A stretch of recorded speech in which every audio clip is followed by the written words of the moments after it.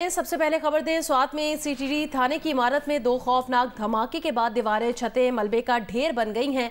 जहां भाग अफराद की तादाद 17 हो गई है। 2 अफसरान समेत 9 पुलिस एहलकार, 3 शहरी और दहशतगर्दी के इल्जामात में कैद 5 मुलजिमान शामिल हैं। महबूब अली हमें रिपोर्ट करेंगे।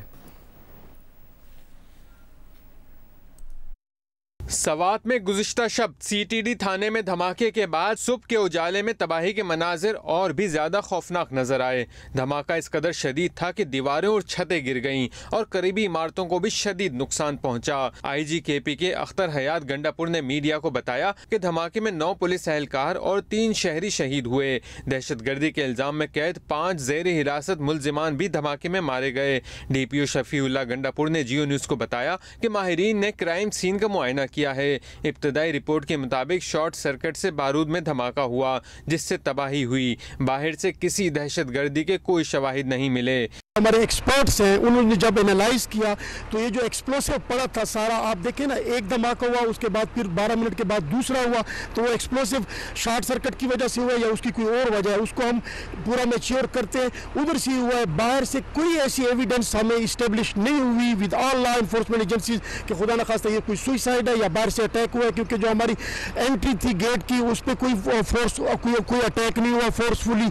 2 अफसरान समेत 9 पुलिस एहलकारों की नमाज जनाजा पुलिस लाइन कबल में अदा कर दी गई। नमाज जनाजा में कोर कमांडर पेशावर हसन अजहर हयात, IGFC मेजर जनरल नूर वली खान और IG पुलिस अख्तर हयात गंडापुर समेत दीगर हुकाम शरीक हुए, जिसके बाद मैयतों को आबाई इलाकों में रवाना कर दिया गया है। 3 शहरियों की मैयतें भी शनाख्त के बाद वुरसा के हवाले कर दी गई हैं। IG खैबर पख्तूनख्वा पुलिस अख्तर हयात का कहना है, स्वात धमाके में अब तक दहशतगर्दी के शवाहिद नहीं मिले। उन्होंने मजीद कहा कि जिस मालखाने में धमाका हुआ वहाँ माइंस और मोटर भी पड़े हुए थे। हर जाविये से तहकीकात की जा रही हैं।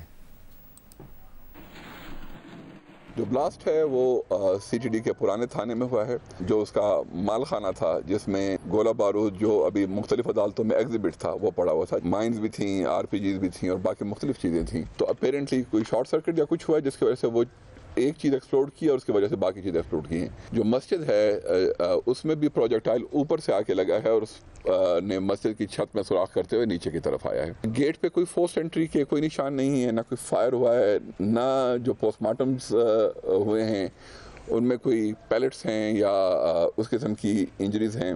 तमाम एस्पेक्ट्स को ओपन माइंड के साथ देखेंगे और इन्वेस्टिगेशन खुले दिल के साथ करेंगे। ये तमाम क्वेश्चन भी वैलिड क्वेश्चन है कि क्या यहाँ रखना चाहिए था या किसी दूर किसी महफूज जगह पर रखना चाहिए था, तो ये जाहिर है वो इंक्वायरी कमेटी के TORs हैं जिसको देखेंगे।